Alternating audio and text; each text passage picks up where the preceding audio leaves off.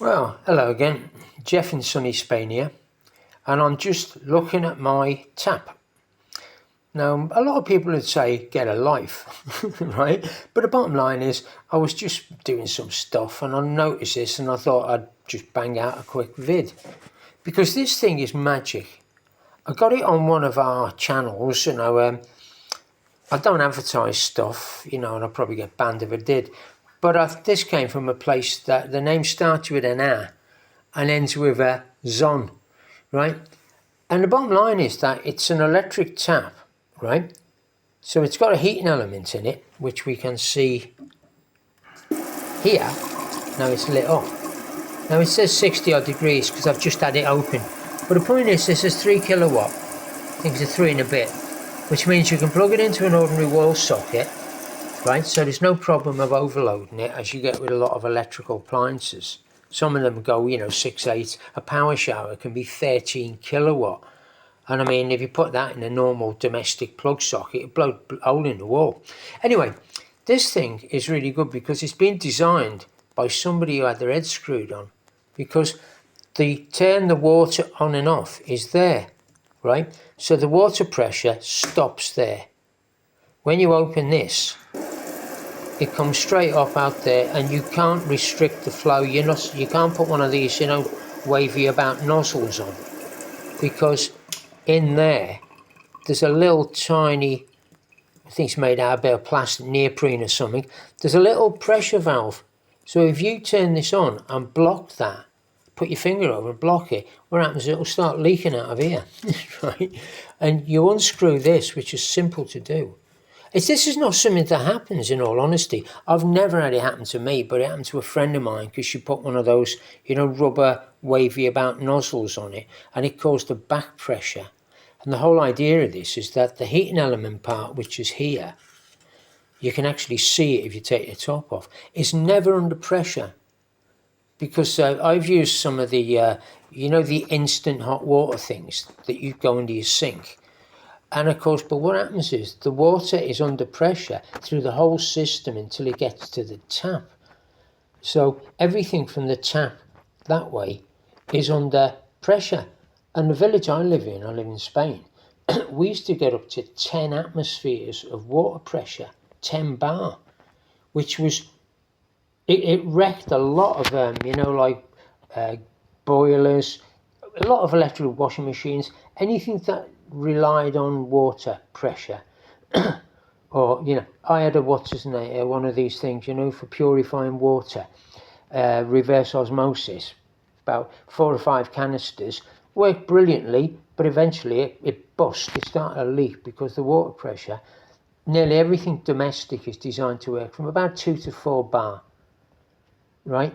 So you can get a reducer, which I have actually got on the pipe just there, right? That's a water pressure reducer, because in this village the water pressure is murder.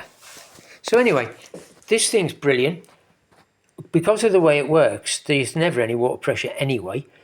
When you turn it on, if you turn it on full whack in summer, I live in Spain, if you turn it on full whack in summer, you're going to get really hot water. But obviously now, in the winter, it's dropping now. It's actually going down to the maximum available, because now the water temperature in the tap is not, it's probably about, 8 degrees, 10 degrees. I don't actually have a clue, but it means the maximum we're getting out of this is 55 degrees, which is, acceptable for washing dishes and stuff. But should you turn the flow down, it immediately starts going up, and the water that comes out of this starts to get how hot with a 60. And if you wait, you can actually turn this down so it starts to come out almost boiling, and you can make tea, coffee straight from the tap. I wouldn't recommend it. That's up to 64 degrees. In the summer, it gets a lot hotter than that. Anyway, let's cut that off. But the nice thing is, you only use electricity when you open the tap. You don't waste a drop of heat. And even now, if I turn this on full whack, what's coming out is at 70 degrees, because when we switched it off, the element was still hot. So it did a little bit more water warming. Anyway, these are the business. I think it cost me €50. And I've had 3 of them. In the past, they were wrecked by the high water pressure in the house and basically other things, but they got damaged. But this one is fine. I'm quite pleased with it. I prefer, there's a white version, which is a more sort of organic look. But, you know, I wanted a tap, so I bought this one. And this is the funky soap dispenser. This is a toy, right? I mean, it's... Come on. Yeah, it's a toy. But basically, yeah, it's when I try to wash it. I'm a bachelor, right? So when I do dishes and stuff, I tend to do them when I eat. I wash up straight away.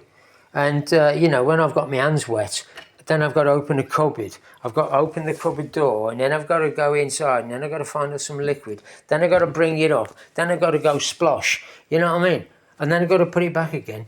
It's just not ergonomic, man. You know what I mean? In this world, we've got a bit of energy, but don't waste it. So I got this little thing. And apart from that, it's funky.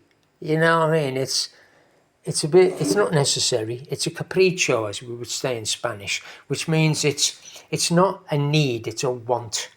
Yeah? And I thought, why not, Jeff? Treat yourself. So anyway, I will leave you on a... And I'll be back again soon. Right? Cheers. Bye.